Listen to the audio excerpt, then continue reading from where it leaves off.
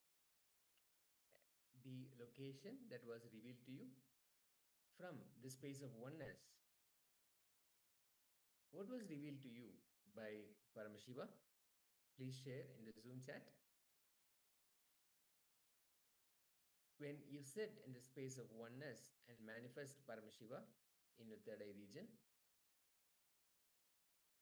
and request for anything, anything at all, by simply asking the third eye to respond to whatever it is that you want to manifest. So now, whatever was revealed to you, please share. Just one moment, I'm just checking the responses. Okay, Shrisha is saying, I saw a cactus and two trees and water. Great. Thank you so much. Thank you so much for sharing. Anybody else who is participating and who manifested the power? Okay, so the Acharya was visualizing actually New Delhi in India, just visualizing the places in New Delhi. And as always, one thing for us to remember is the manifestation, the power manifestation, the actual fruit of power manifestation is the oneness that you experience, not so much as the result of what the answer was, or whether it's right or wrong, or is it close or not close. That really doesn't matter.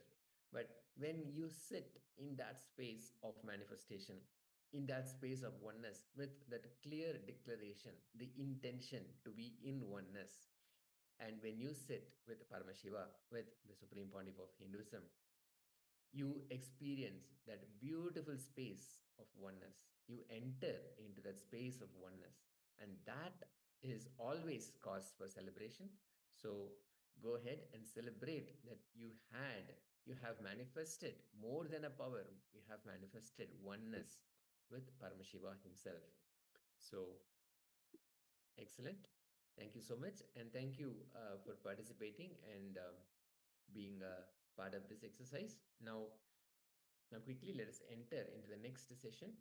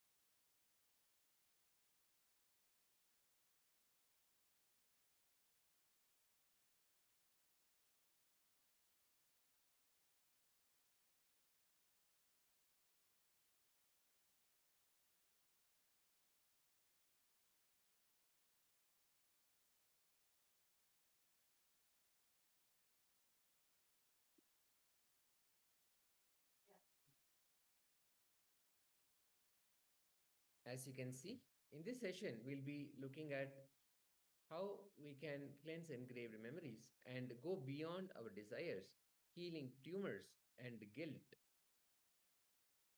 and even overcoming pain and purifying the inner space. So let us start.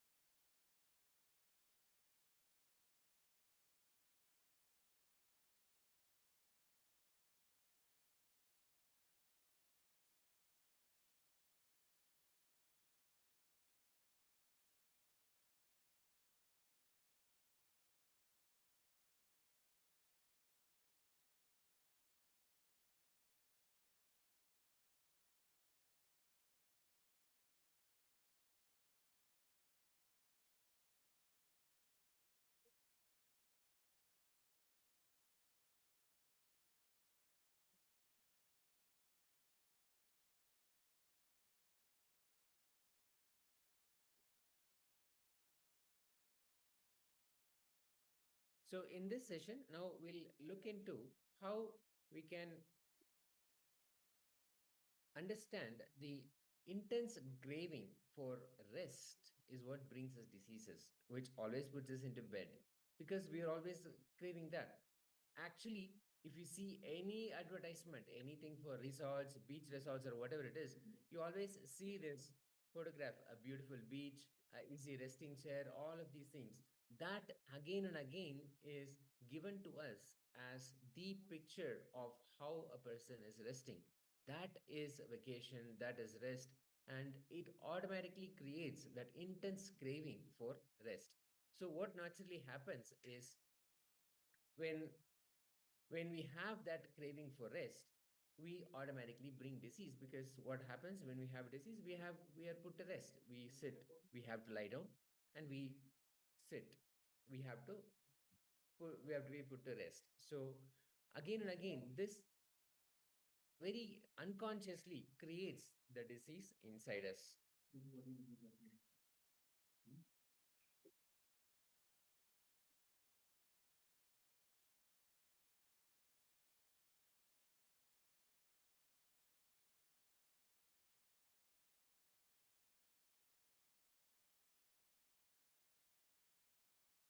Now, if you look at this, how we can come out of this whole game that we play within ourselves. The moment we see that something in you is awakened, that's when intense craving, all the intense craving for tamas can be taken out.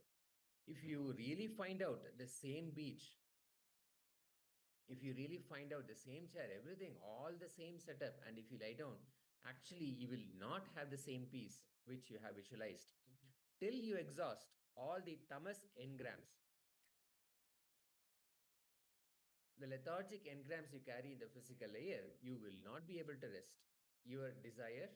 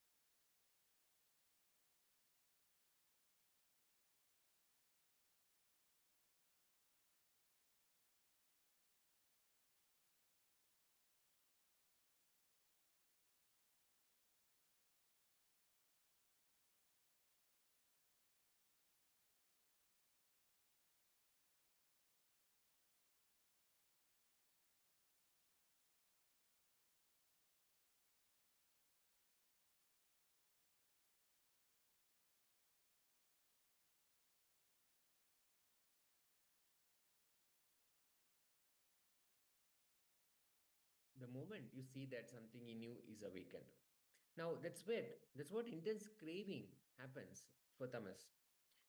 Like we said, even if you find the same location that we see in all these advertisements, and even if you go there and you lie on the same kind of chair, the same kind of whatever that they have as part of that whole picture, that advertisement, even if you have all of that, we will never have that complete rest that we are craving, because unless we exhaust the tamas engrams, the lethargic engrams that we carry in the physical layer, we cannot rest. Our desire for rest will not let us rest. The desire will naturally has to let me rest. That's the normal question that we have, but it won't, because it comes from engrams, the engraved memories that we carry. It is from samskaras. Even if we find out the same place, everything, let's try to lie down. The moment you start resting, just in a few minutes, this samskara will settle down. But the next layer samskara, the next layer engram will start. Even if the decision to rest, if it is based on samskara, then we cannot rest. The first layer, samskara, is intense desire for rest. Continuously, you'll see the mind is pulled and pulled back. There's actually a beautiful story in the Upanishad. A disciple goes to the master and asks, Master, give me the method for enlightenment. The master says, very wonderful story. He says, just take these 400 cows, and when they become 1,000 cows, come back. What would have happened if it was a modern day disciple? If somebody right now, if one of us were to go to a guru and if he says, what would we think? We would have said, what? You're making 600 cows out of my enlightenment? You're trying to make more cows out of my seeking? But the story goes that he's a very sincere disciple. He did not bother about it. He just took the cows. And the story says,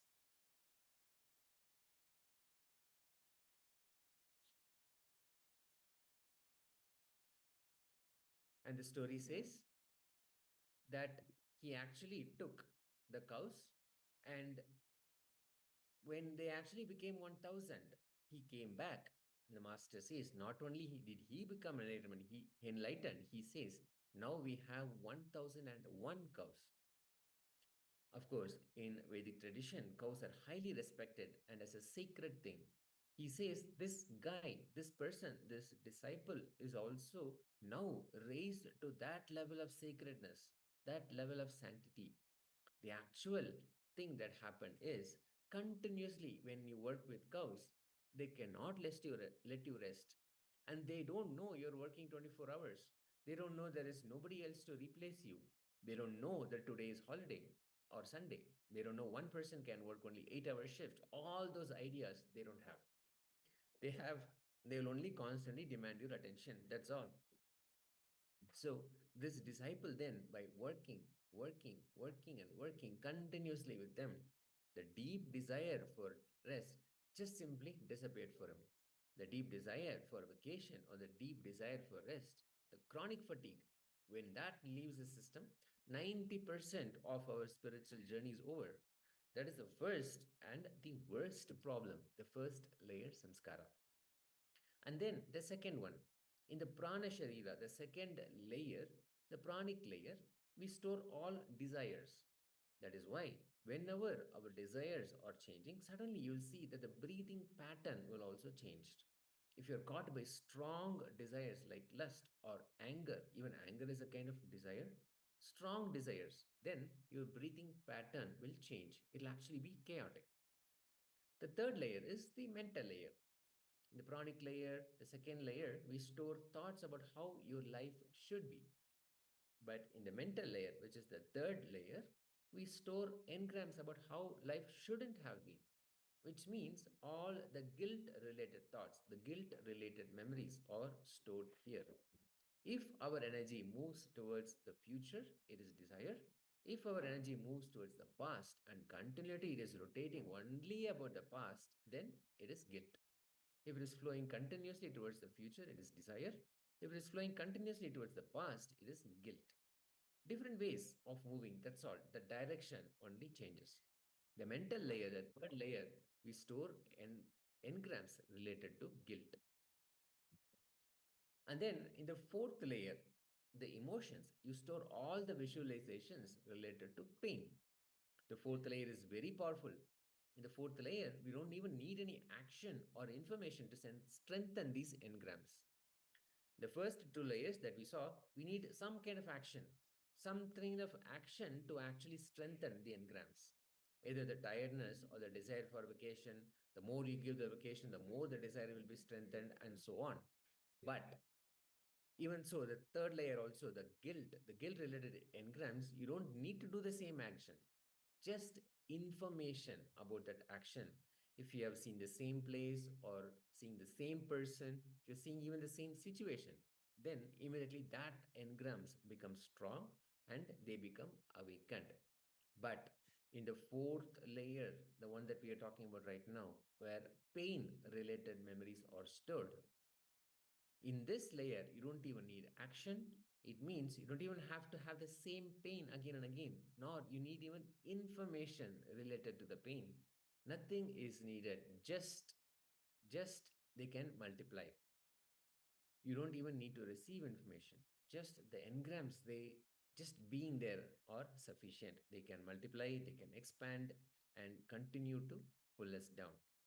The deeper layers, further than the fourth layer, the fifth layer, where we experience deep sleep, even though the engrams are there, they cannot do much. We cannot do much about it because in deep sleep, we cannot do anything.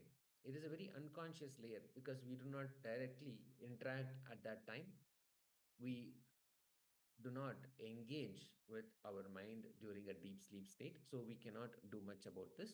In the first four layers, if you can reduce the depth of the engrams, the samskaras, naturally then the fifth layer and the sixth layer will be cleansed. The fifth layer will be cleansed if you clean the first four layers. And then again, if the fifth layer is cleansed, then you'll start experiencing sixth layer more and more. The sixth layer is the meditation layer. If you are getting into the deep sleep layer more easily, it means the first four layers are clean. If the first four layers are not clean, then you will suffer more in the fifth layer. That is why the more stress and load, so much of suffering related to sleep starts happening in life. Sleep has become a big problem, especially in the developed countries. We are seeing, of course, how it is. They're able to get beds, but not sleep. They get all the fancy beds, the sleep number, so many different innovations are there just to enable sleep. But the sleep simply doesn't come. The infrastructure has created the facility to have everything, different temperature, the comforts, all of that. But sleep is not there. Not only that, if the four layer engrams are too much, the fifth layer, the relationship between us and our body gets disconnected. Reducing the engrams in the first four layers is the same as making friends, being in oneness with our body, making friends with our body, because we don't know how we are abusing the body. If we are having overweight, it is directly connected to some of these engrams. When you feel emptiness inside, lonely, you start feeling it. Sometimes we start feeling it by food or by drink or something else. Whatever it is, the the vacuum that we feel inside, the emptiness that we feel inside is being filled. But we choose different things to fill it, either it is food or by drinking, whatever it is. When we are feeling empty and lonely, you have to fill ourself with something. And that something is what causes all the problems. Every single thing happening in our life is directly connected to some engram. Removing these engrams is making friends with our body, making friendship with our body, and this is the best way that we can heal. Let us understand another beautiful concept of how miracle and accident are actually both beyond our logic. If the effect is favorable to us, desired by us, then we call it miracle. If the effect is not desired by us, if it is not benefiting us, then we call it as accident. in our inner space, if we know how to use, we'll be constantly making miracles. Purifying the inner space is plan for miracles. If we don't know how to use, then we'll be constantly creating accidents because we'll be attracting the same frequency incidents in our life, same frequency actions in our life. This is a wonderful truth that we need to internalize. Not just internalize, but experience by entering into the process. Today, now we're going to do two things. One is process,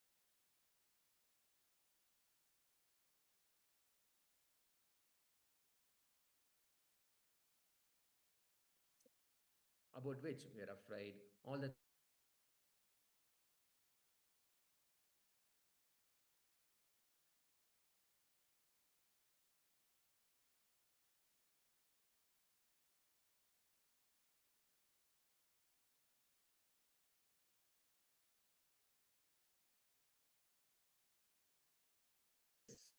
let us inquire within.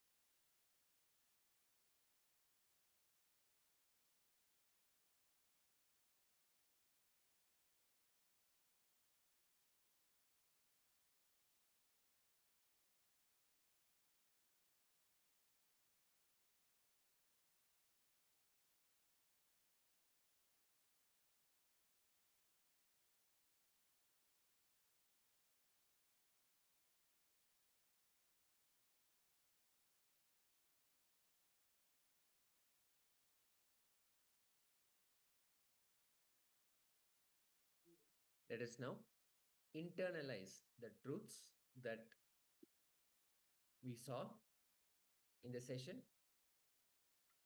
Let us understand the power of our inner space. The inner space, the whole world, the inner space is the most unused natural resource. Both miracle and accident are beyond our logic. If the effect is favorable to us, desired by us, we call it miracle. If the effect is not desired by us, if it is not benefiting us, we call it as accident. In our inner space, if we know how to use it, then we'll be constantly making miracles. We'll be creating miracles all around us. And the only way to create miracles is to purify the inner space. That is the plan for miracles that we can have in our lives. If we don't know how to use, then we'll be constantly creating accidents because we'll be attracting the same frequency incidents in our lives, same frequency actions, same frequency incidents, all of this. This wonderful truth, let us internalize and enter into the process. Consciously enter into the memories which you don't want to enter into, like your guilt, your pain, many of the suppressed desires which you don't want, which you don't want to become part of your inner space. Whatever you are avoiding, just consciously re enter into them. So, let us first sit straight, come to a space of listening, and bring back all the emotions that we normally avoid, the emotions that we don't want to get into. Bring them all up. Let us consciously enter into those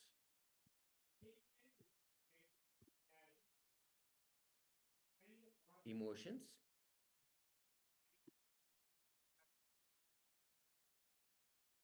whether it is pain or guilt, whatever that may be. Let us now enter into those emotions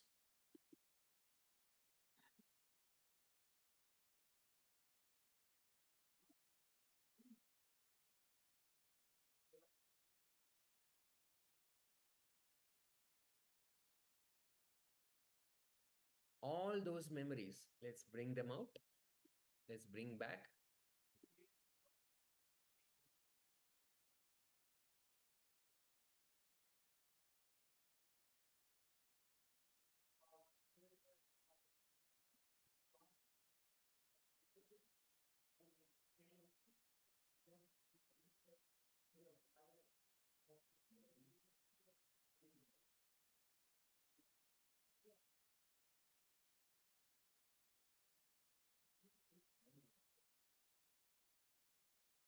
Let us now, again and again,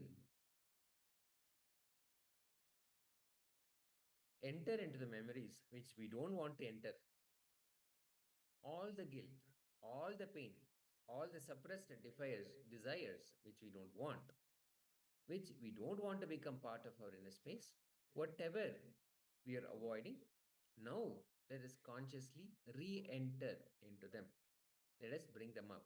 Now, this is a beautiful meditation process, a very powerful process that the Supreme Pontiff of Hinduism, Bhagavan Nithya Paramashivoham, is guiding us.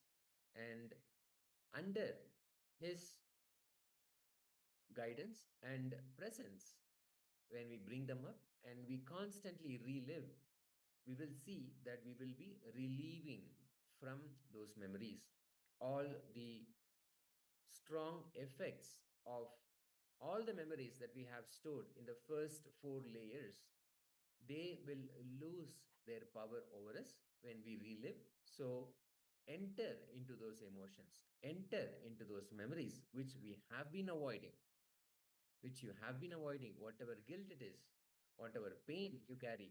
Again, guilt is something when we look back into the past and constantly go through, and desires, or when we look into the future, it's like we saw earlier, the direction when we have memories, when we project our memories into the past, they show up as guilt. When we project them into the future, they show up as desires. Whatever they are, now enter into them and consciously go through each one of them.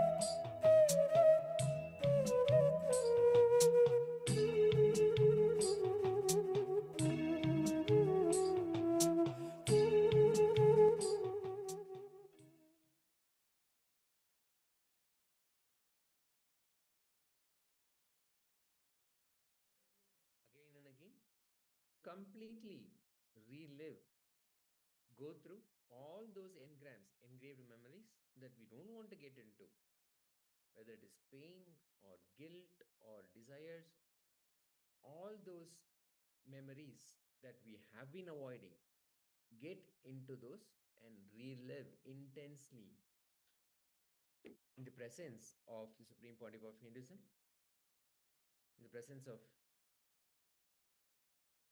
Bhagavan Nithya and the Paramashivoham. The beautiful process of relieving from all those engrams will happen. So continue to relive all those engrams.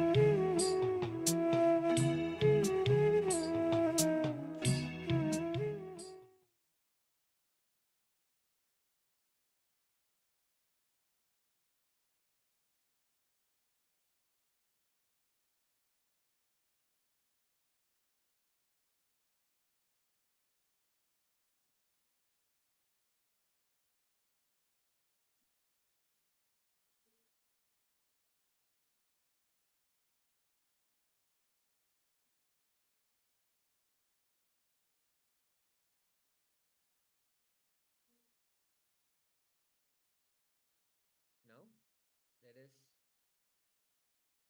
slowly relax from this powerful process. Let us come back to the space of listening. Let us come back and slowly relax.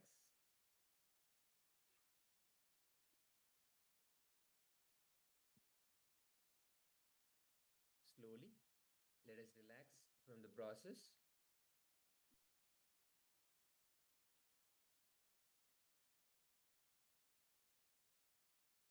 Now, let us quickly share a few words how this exercise was, how it was to go through the process. It is not easy, as we have seen from time and again.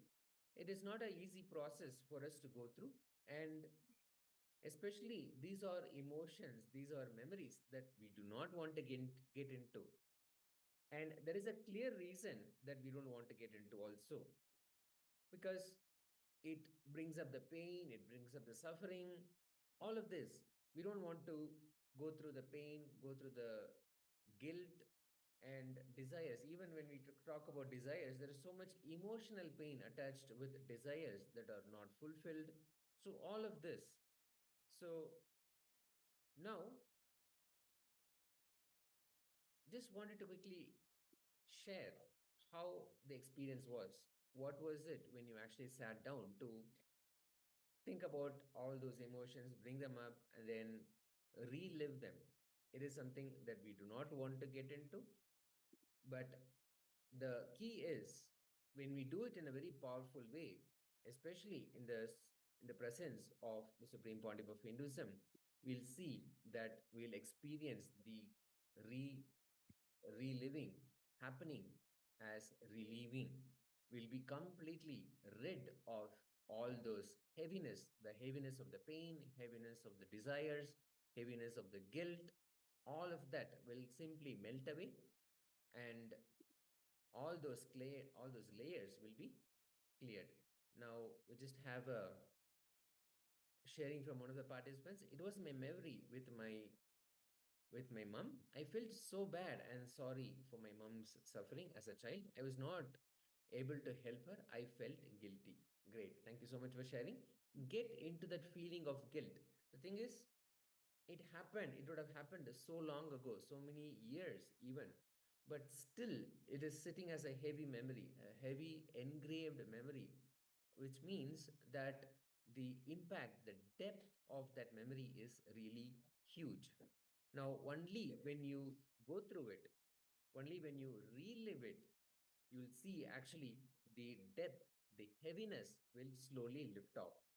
The more and the more that you relive in the presence of the Supreme Pontiff of Hinduism, you invoke his presence and you do this process, then it will uh, reduce the heaviness. And again and again, when we enter into this process, the reliving happens as relieving of those effects of engaged memories. We have another sharing. It feels good. And this is the second time I'm doing this. Compared to last time, I got very less things of the same reliving the experience. Great. Thank you so much for sharing. And this is how it happens, because the more and more that we enter into the same process, the more and more that we do, the heaviness reduces. And after a while, we don't even remember those incidents, the incidents that are heavy sitting inside our inner space. Those incidents, we even forget those.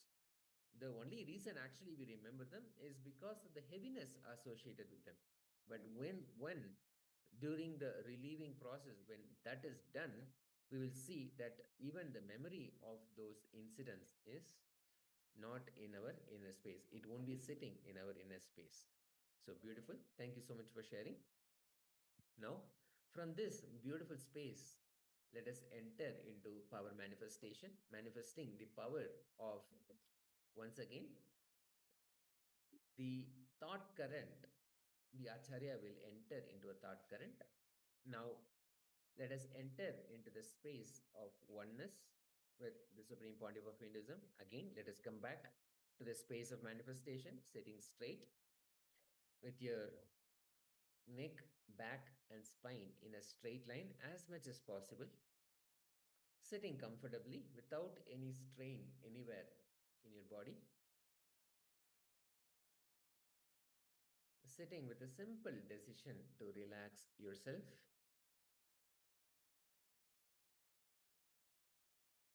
Completely being relaxed.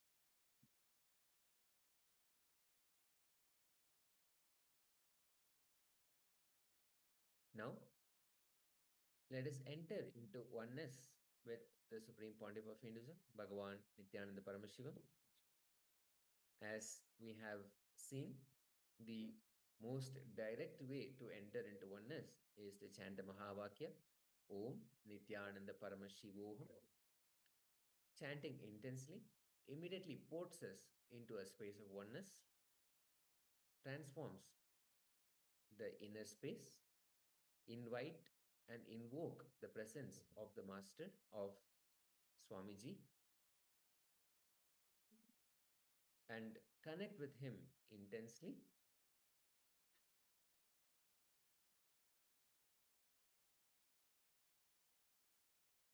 Let us start.